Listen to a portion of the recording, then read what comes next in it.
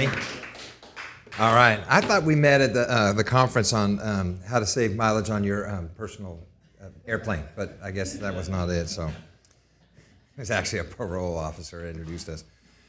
So anyways, I'm Rod, and you know, it's funny because like I've been doing public speaking, as probably a lot of you guys have over the years, and man, it's just changed, you know, and maybe some of it has to do with my age. You know, I'm actually going on 26, and like everything's changed. You know, like you used to get up and tell a joke, and it was kind of a silly thing, a knee slapper, and then, you know, now you don't do that anymore. And so I don't know about you guys, but sometimes when I just sit back and watch people speak, whether it's at a lunch or preaching, whatever, I just go, my goodness, things are changing, and COVID has changed, and you know, we all have had experience in COVID, and we'll talk about that in a little bit. But I'll tell you a couple things about me. Lonnie doesn't know what I do, and I would say my family is probably like that as well.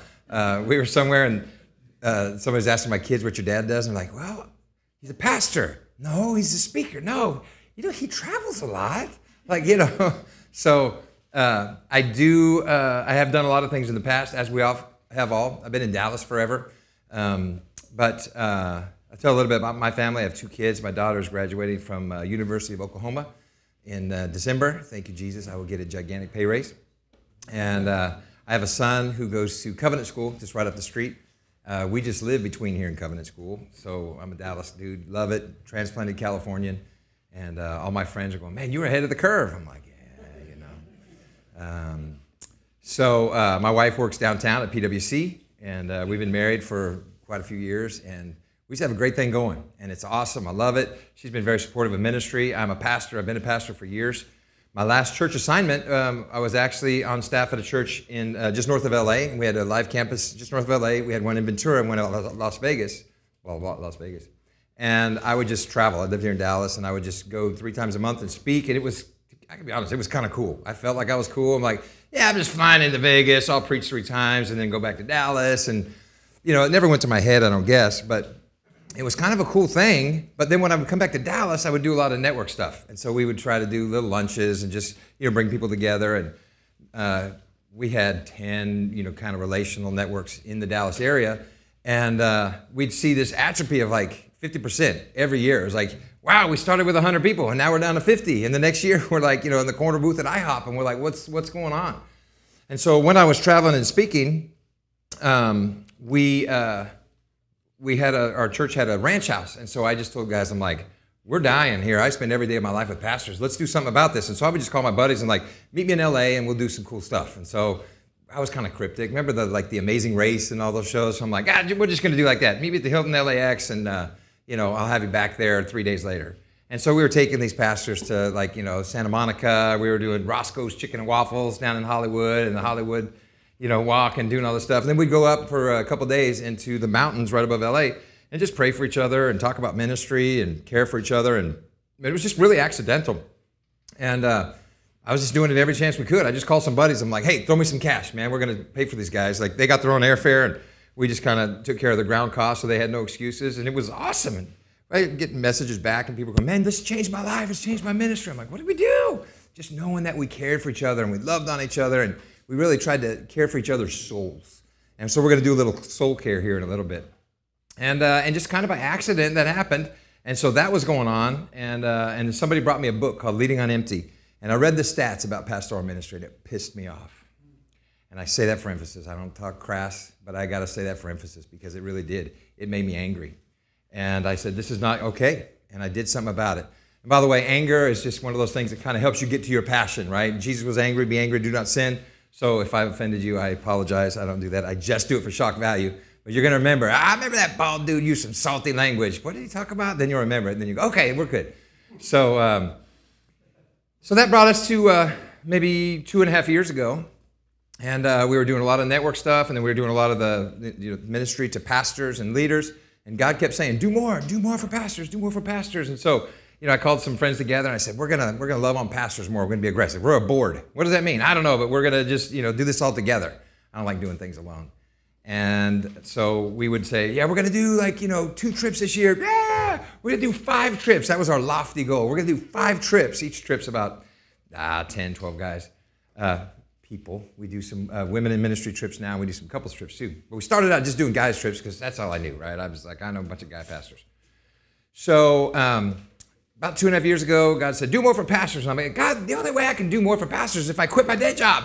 And as soon as I said that, it's like he just like kind of pushed that back down to me. And it was like one of those Steven Spielberg moments. It's like, I can do more for pastors. I can do more for pastors. And, it was like kind of like echoed in the universe. It was like, the view of the car in the house. And then it just kind of went out. And I go, I got it. And so I just left my job. And the next month, I said, we're going to go full time. We're going to do this thing. Sometimes I question myself. Should I have, had a foundation back in me or a school or educational grant or whatever? And I didn't. I just jumped. God said jump, and I jumped. And so we did 5 trips that first year, and then we did 20. We're on our way to like 30-some, probably close to 500 pastors. We'll reach one-on-one in intimate settings like this. And so it's been an amazing thing. We do other stuff. We do some soul care coaching. We do some in-service and some other stuff. But God's really blessed our ministry to pastors in regards to trips and that kind of stuff, and I couldn't be more excited. And in fact, Lonnie keeps telling me he's going to get on a trip, and so I just stopped asking him to come with us and started preaching a message on honesty. But love you, bro. So anyway, we're going to talk a little bit about soul care if we can do that. And I just want to give you a little info on what we do, and if we can keep pastors in ministry longer and keep them healthier, we are happy. We are happy. And so one of the things we do on our ministry mission experiences is we talk about soul care. We talk about the 6 domains of the soul. And I'll tell you what those are in a little bit. But a lot of times, we just kind of think, yeah, I got a soul. Yeah, I got a soul. Or, a soul is something that, it's in music. That's some soul music. Or, that person's got soul. Or, on the bottom of your foot is, no, I'm just kidding. But we don't really understand soul. And we know, or you guys will know, like as I talk a little bit and we unpack this, you're going to go, I kind of understand that. Oh, I get that, right? Because we don't pay attention to the soul. And we'll talk about the origin, and we'll talk about our 6 domains. But I just say this, you have a soul. You just do. And you know it sometimes, you feel it sometimes. When your soul is happier and healthier and full, you're a better spouse, you're a better father, mother, you're a better worker, you're a better ministry leader. You just are better. But what is a soul? We spend billions of dollars every year on health care, right? And we hook machines up to our body, and we pull stuff outside of our body, and then we analyze it, and we see how healthy we are. And then the church, the church has the spiritual part down, and we take care of our spirit. But who takes care of our soul? Because we ignore it, there are bad things that happen to us. Let me give you one other little thing. 1901, there was an Austrian medical doctor, and he said, you know what? I'm going to see if we can quantify the soul. And so he found tuberculosis patients that were on their deathbed. And he decided to weigh them. And upon the point of death, he had them all hooked up so he knew the exact point of death. And at the exact moment of death, human beings lost 21 grams of weight every time. He used tuberculosis patients because they wouldn't flail and move. They just kind of passed into the afterlife. And you can look it up. It's called the 21-gram experiment. But some people think it's not real scientific or whatever. I don't know, whatever you think. But I would say that, it kind of proves that we have a soul. He tried animals, he tried other mammals, he tried other beings. None of his other experiments actually lost weight. But we humans lost 21 grams of weight. Let me give you another little scenario to kind of tell you how the state of your soul translates into everyday life. Let's say you get up in the morning, you have good Jesus time. Oh man, your spirit is full, you're happy, you're healthy, you have a great breakfast, right? Maybe you went to the gym even that morning. Then you get up and you talk to your kids or your roommate and you're ready to go, so you're relationally strong, right? Then you jump on the road, and as soon as you get on the freeway, you're like, ah, and something raises up in you, especially in Dallas, especially 75, or especially 635 if you guys got to drive that in the morning. Holy cow. And you're going, I just had this great Jesus time. I just worked out. I just ate a healthy breakfast. I just had some good time with a friend. And then you jump on the freeway, and everybody driving slower than you is an idiot, right? And everybody that's driving faster than you is a maniac, right? So what's the problem here? I'll tell you what, you got soul problems. And here's why. You look at that, and relationally you're sound, spiritually you're solid, physically you're great. But you know what? You're $25,000 in debt, and you didn't realize it, but it's playing as a script in the background, and you're going, and it sucks the life out of your soul. And our soul is interconnected, I believe, with these 6 domains. And as far as the definition goes, our soul is the seat of our mind, our will, and emotions, right? So those 3 things are what makes up our soul. When our soul gets closer to the spirit, right, we're good and we're solid. But then it has this way of kind of leaking back and sliding back into closer to the flesh. King David had it down, and he said in Psalm 107, "For he has satisfied the thirsty soul, and the hungry soul he has filled with what is good." When your soul is empty, look to God, and he can fill it with what is good. And I'd rather have God fill my soul than me fill my soul. And he knows what we need.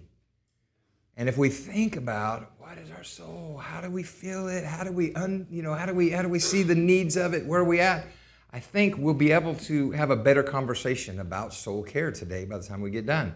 So we don't just go, oh, soul good, me good, happy, soul bad, me feel bad, me unhappy, right? It's just like, what is this nebulous thing called a soul? So we want to talk about that. David also in Psalm 42, right? As the deer pants for the water, so my soul wants Jesus that much. Fill my soul. Or at times, David talks to his soul. Soul, get up. What are you doing? Why are you downcast? Right? Do we talk to our soul? I want to tell you, you should start talking to your soul. You should start talking to yourself in the mirror. If you don't have like a little mantra or affirmation or something like that. Again, I'm not real mystical. I'm just being practical. Somebody look at here, you dude that you know your faults, you suck at things, you know you're bad, but you need to get up because you're a child of God. And here's what we got today. And you're primed for success, and you're primed for wealth, and you're primed for health. Right? I do that to my soul. Because I feel like our soul is kind of like this hard drive that we're writing on, right? And when the Spirit gets to write on our soul and our hard drive, it gets good stuff. And there's a lot of junk going around in the flesh, in the world, that kind of puts junk on our hard drive in our soul. And it's there. How do we get that out?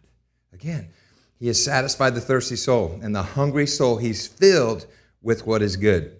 Let's take a little soul quiz, okay? Real quick. You just answer these in your head. We're not going to go around and share them. But do you wake up refreshed? I think that's a sign of a good and healthy soul.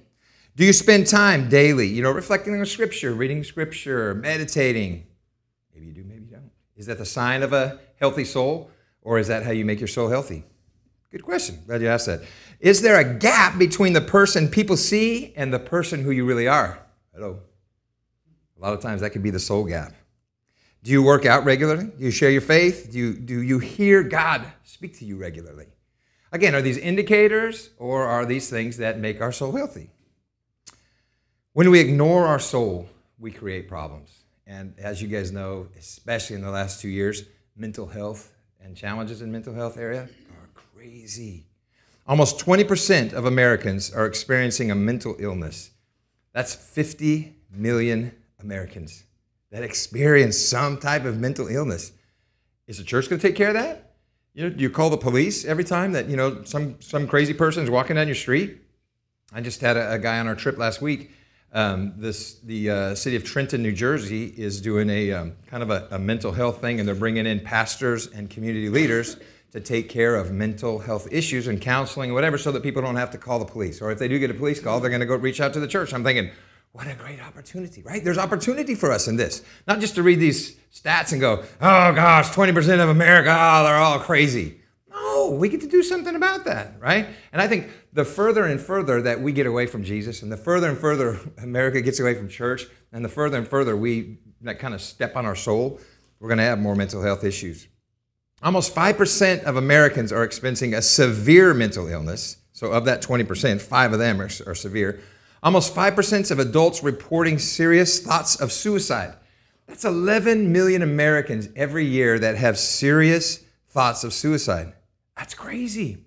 The national rate of adults experiencing suicide has increased every year since 2011. What opportunity? I hate stats sometimes because they can be really depressing, right? Like 6 out of 5 stats are made up on the spot. You know that? Okay, anyways, moving right along. Pastor burnout is horrible right now. I'll spare us that for the sake of time. I do not know what time we need to get out of here, Lonnie, because I can shut up now or I can keep going. I'm not going to shut up now, by the way. What time do we need to get out? 1:30? Okay. Okay, I was just kidding. See, she caught it. I said, yeah, anyways, I like your style. All right. Pastoral burnout, addiction. Almost 10% of American adults have a substance abuse or a disorder that has been reported in the last year. Pastoral burnout is crazy. Pastors have probably 10 things in the last 2 years that have made it hard to pastor a church that was never there 2 years ago, right? Probably 5 of those things were church splitting things, right, in the last 2 years that weren't there before. And it's crazy. and it's hard. And if pastors are healthy, and if ministry leaders are healthy, you know what? And they're ministering out of their strengths, and they're solid on who they are, and their soul is happy and healthy, we're going to have a better place. We're going to have a better city. We're going to have a better community. We're going to have a better, place for our kids and for our community. And if not, man, we're in trouble. And pastors more than ever, like I'm hearing personal testimony. Like people come to me like, I was just clinically diagnosed with PTSD. I thought that was just reserved for people in wars. It's real and it's horrible. And the enemy hates churches anyways, right? A couple of quick church stats. Tony Morgan reported that 36 in-person attendance of churches is 36% of what it was pre-COVID. So I don't know if we have any local church people. I think Matthew is, but we do ministries and whatever. But people in the pulpit, people in full-time churches are going crazy right now. I'm hearing lots of mergers and acquisitions, which is just crazy. You just really never heard of before 2020. So let's talk about the soul. Let me just give you a couple thoughts about the origin of soul, right? I'm kind of a trichotomist. I don't know if you guys ever read Watchman Nee. I read him, and I read him, and I read him, and then I barely get off the first page because he's super smart and intelligent. And I'm like, I don't even know what I'm doing. But he believes in the concept of trichotomy as well, that we're spirit, soul, and body. There's people that just say we're soul and body, but whatever. It doesn't matter. As Christians, I believe we should know the concept of soul more than anybody else. If you're going to talk about soul care and you want to do a study or a deep dive, you're going to find that Christendom kind of has an understanding of this, at least in Scripture. Now, do we talk about it at all? No. In fact, if you look up a little thing on soul care or, what is the soul, you're going to get a lot of Eastern philosophy. Your first 20 hits are going to be like kind of some New Age kind of stuff. And it breaks my heart that we as Christians just kind of really don't talk about this. It's not a big issue for us, and we don't pay attention to our soul. And, like Judah Smith says, our soul is a wandering entity in need of rest. And if we anchor our soul where it needs to be anchored, it's not going to wander all over the place. And you guys that have done lots of ministry things, you're going to know.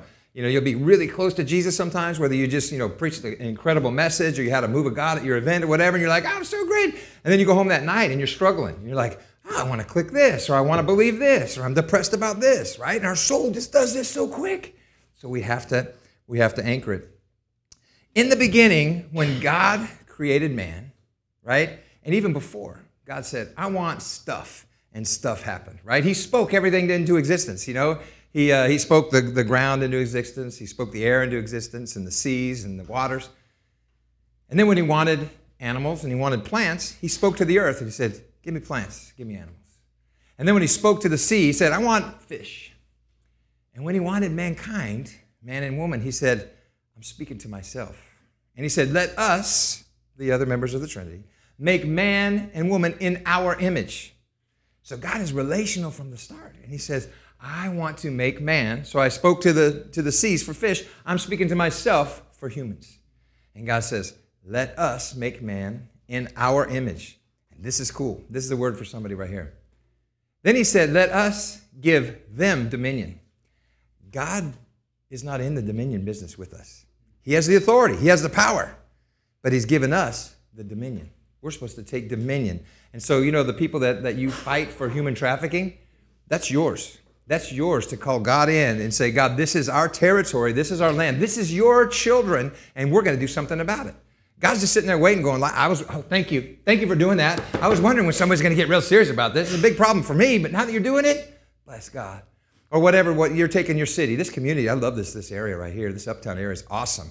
Well, God's going, what do you guys want to do, Trinity Church? Do you want to sit around and sing all day, or you want to do something? Because, I got the power, but I'm not going to do what I ask you to do. Anyways, that's not even what we're supposed to talk about, but that gets me pumped up. So God spoke everything into existence, and then he brings about this dirt clod. And God touches the dirt, and he molds the dirt, he presses, right? And the Hebrew is such a language of imagery, and God presses and molds. And some people say it's just a little dirt clod, though, whatever. Maybe it had some arms, maybe it was just a big, shape.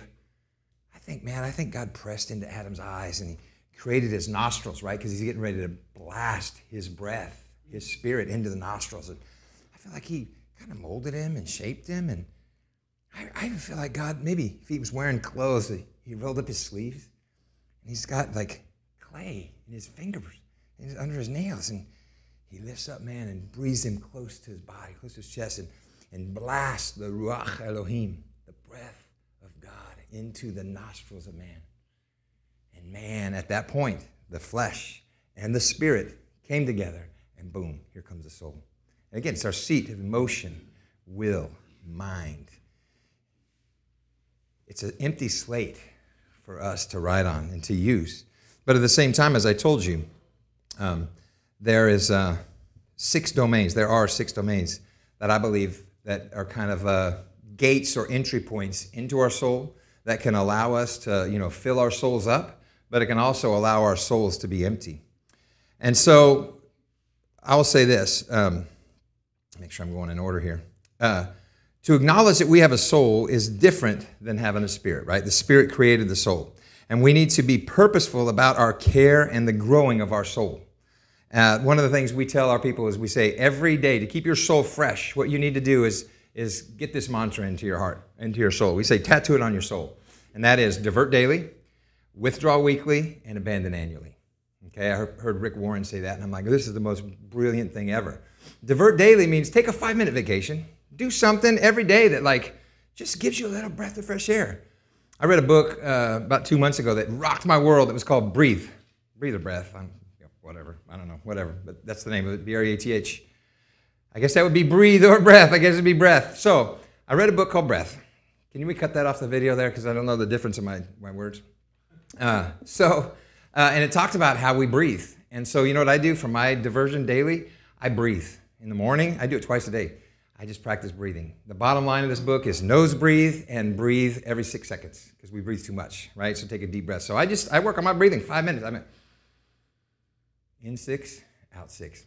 I just do that, right? And sometimes I'll do a wordle. But that's my diversion. I divert daily and then I withdraw weekly. Pastors, you know what? Pastors think they're so cool that they can go beyond what God says. They don't need a day and 6 to rest. They don't need that. They just do their own thing, and I can work through, right? Gluttony and breaking the Sabbath are the 2 cool sins to do these days, right? Oh, yeah, that adultery thing. We don't do that. We don't, stealing, that's so barbaric. Breaking the Sabbath, okay. That's not okay. Divert daily, withdraw weekly, and abandon annually. Do something every year to get away. And I'm not talking about vacation with your family because especially you ladies know you got to pack, you got to plan, you got to do everything. And that's just for your husband, right? Not even counting your kids. Just do something to annually. And so, we tell people to get on a replenish experience every year. But if you pay attention to those rhythms, you're taking care of your soul. Okay, here we go. If you guys are taking notes, I'm going to give you a little acronym for the 6 domains of soul. And it's M-fresh. M-fresh. And M stands for mental. You have a mental soul domain. The F is for financial. R is relational. I guess we could have put that on the screen. Gosh, that thinking ahead thing sometimes just doesn't get me. E is emotional. S is spiritual. And H is health. So if you remember M fresh, you can be more than just like, soul good, me happy, and soul bad, me sad. You can have some language and you can have a framework in which you can take care of your soul. And so the example I gave you, when you have a great morning and then you jump on the freeway, it's not just about the traffic, right? The traffic is the thing that makes it all happen. But really, if our soul is full, we can traverse a lot more dangerous situations, right? I don't know about you, but when my soul is healthy and good and solid, man, I can go without sleep for a little bit. I can take on hell with a water pistol, so to speak, right? I mean, I'm ready to do whatever I can do. But when my soul is limited and my soul is kind of small and my soul is empty, I kind of shudder. My wife tells me, she's like, you don't do good with re-immersion into our ecosystem. Meaning when I'm out on a trip and then I come back home, she's like, you don't do good when you come back. Because you need to work on that. And I've really been working on it. And a lot of it is for me, it's soul care. And so I usually come back in time for dinner when I come back. And I'm always working. How do I do stuff for my family? How do I do this? And I save a little bit of my last trip, and I save some experience, and I save some time and say, you're going to have a little battery charge to get back to your family. And then the next day, so I fake my way through dinner, right? And then the next day, I'm like, okay, I'm not going to do anything before 9, right? If I have to get up and take a kid to school or whatever, I'm going to do that. But usually I don't do anything before 9. Then I get up, I hit the gym, right? And I'll spend some time in the backyard just kind of doing this. And you know what? By noon, I'm good to go. but I'm taking care of my soul, and I'm paying attention to my soul domains. And so mental, financial, relational, emotional, spiritual, and health, those are the things that make up our 6 domains of soul. You probably all know what those are, so I'm not going to explain them, and that's not real super intense. But let me just kind of do this, and I'm going to close with this, and then some exhortation to take care of your soul.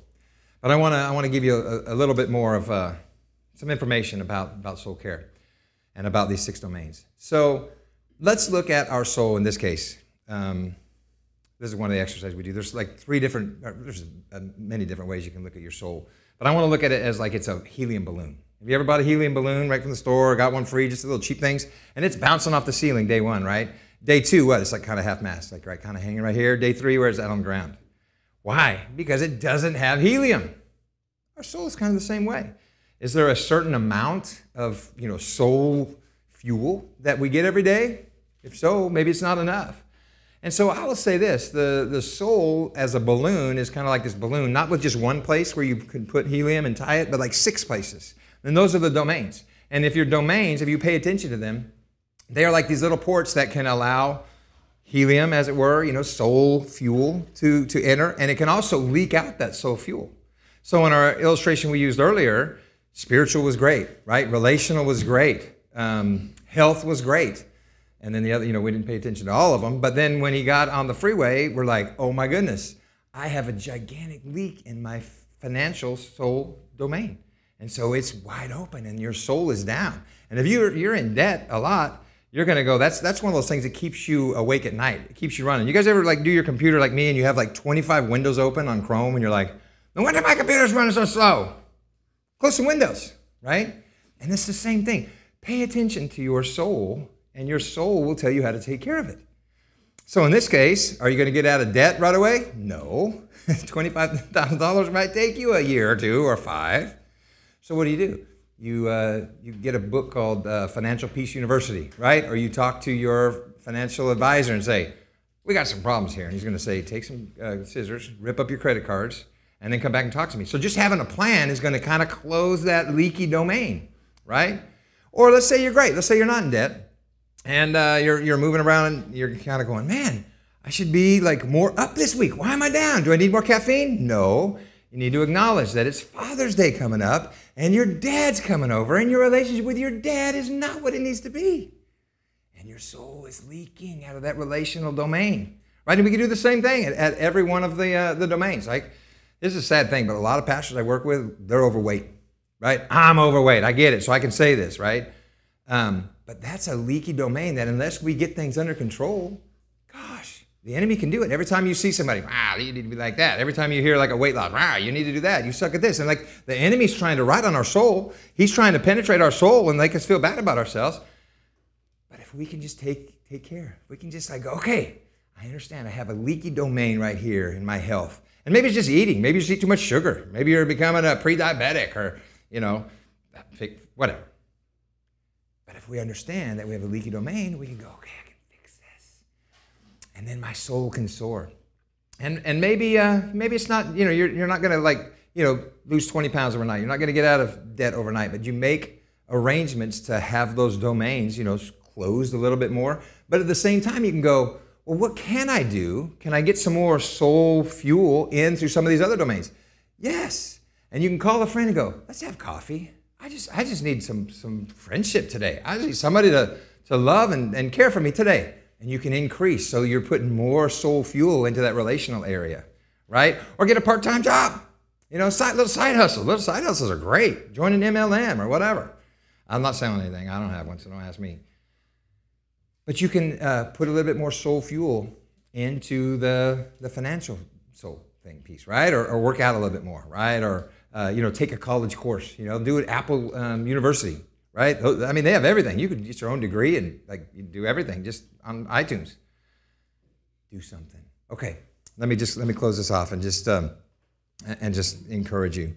You do have a soul, and you need to take care of that soul because just ignoring it doesn't make it go away, right? And your soul knows, just like all those windows open on your computer, your soul bogs down and you can take care of it. And it's not just this one general thing, soul, get up, that's part of it. But now you're forever ruined that you know how to do better soul care because you know there are 6 domains of your soul. And this is not the perfect thing. Some of you might come and go, what about my relationship with my spouse? That's the biggest relational thing. Okay, have it, do it, fine, I don't care. Make 7 domains, I don't care. We have some little exercises that we need 6, so we do that. And I don't want to add another acrostic, believe me. We had enough trouble coming up with M-Fresh. But the point is to take care of your soul because you have a soul. You know you have a soul. You need to take care of your soul.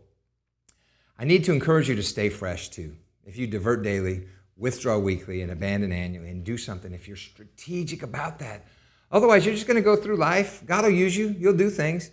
But it's just going to be like kind of like just ping-ponging off everything. It's just like you got no purpose and no direction. But if you have your soul healthy, I work with a lot of young leaders that are super entrepreneurial, and they're ready to get out and do stuff, and man, they're just going for it. But at the same time, I'm like, I coach and I say, if your soul is solid and taken care of, and you have people on your team that are helping you take care of your soul, then I want you to go and be a madman in your entrepreneurial, in your vision for your mission and the things that you're doing. Go crazy, do it.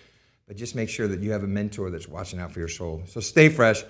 And then lastly, stay replenished, right? Fill yourself up to replenish yourself, right? You've already been plenished, right? You were saved, man. You were filled with the Spirit of God inside of you.